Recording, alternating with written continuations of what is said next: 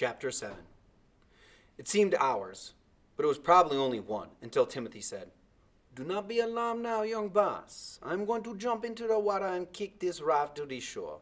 Without that, we'll pass the island by and by." In a moment, I heard a splash on one side of the raft, and then Timothy's feet began drumming the water. I guess he was not afraid of sharks this close in. Soon he yelled, "Bottom, young boss, bottom!" His feet had touched sand. In another few minutes, the raft lurched, and I knew it had grounded. I listened for sounds from shore, hoping there would be a cheerful hello, but there was none. Just the wash of the low surf around the raft. Timothy said, "Here, young boss, on my shoulders, and I fit you to the land." He helped me on his back. I said, "Don't forget Stu-Cat." He laughed back heartily. "One at a time, young boss." With me on his back, he splashed ashore, and judging from the time it took, the raft wasn't very far out. Then he lifted me down again. "Lan!" he shouted.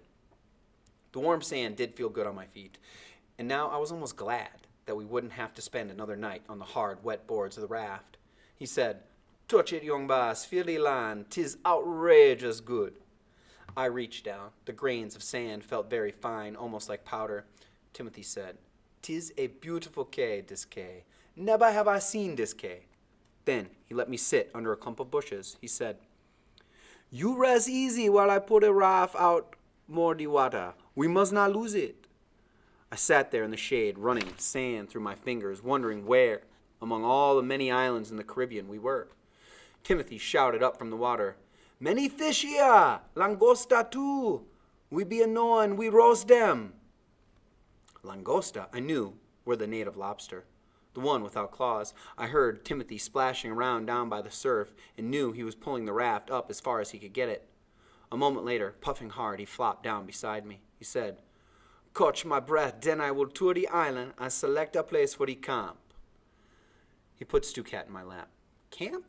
I asked, stroking Big Stu. Timothy replied, "We may be here 2-3 days, so we be living comfortable." He could tell I was discouraged because we had come to the island and there were no people on it. He said confidently, "We be rescued, true. Before the night, I build a great fire pile of brushy wood. So in the next aircraft that fly over, we set it off." "Where are we, Timothy? Near Panama?" He answered slowly, "I cannot be sure, young boss, not very sure." "But you said you knew about the banks and the cays that are near the banks." I wondered if he knew anything really, or if he was just some stupid old black man. Timothy said, "Listen, I know that many banks and cays are around 50 north and 80 long.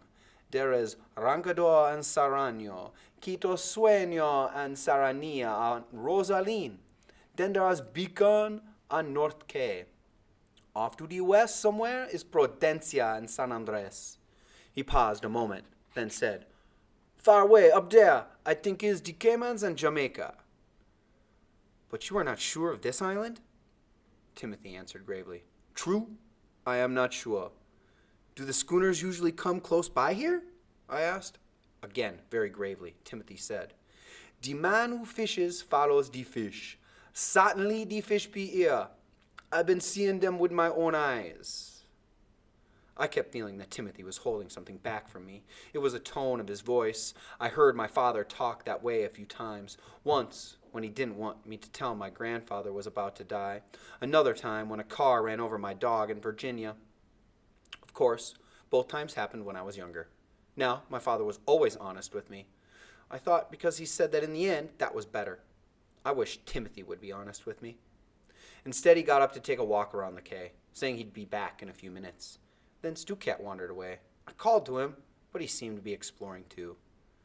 Realizing that I was alone on the beach, I became frightened. I knew how helpless I was without Timothy. First, I began calling for Stu-Cat, but when he didn't return, I began shouting for Timothy. There was no answer.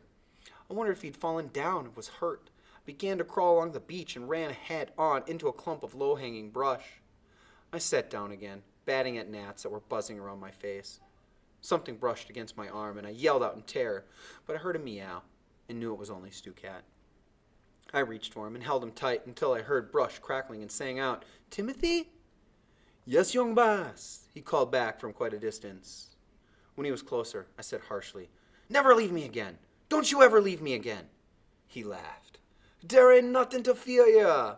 I walked around the whole island, and there ain't nothing but sea grape, sand, a few little lizards, and those palm tree.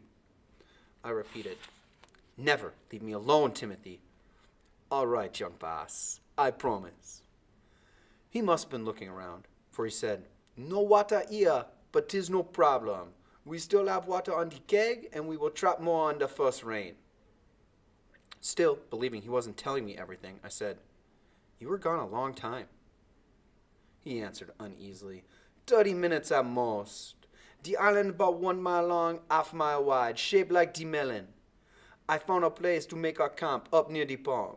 'Twill be a good place for a lookout. The rise is about 40 feet from the sea. I nodded, then said, I'm hungry, Timothy.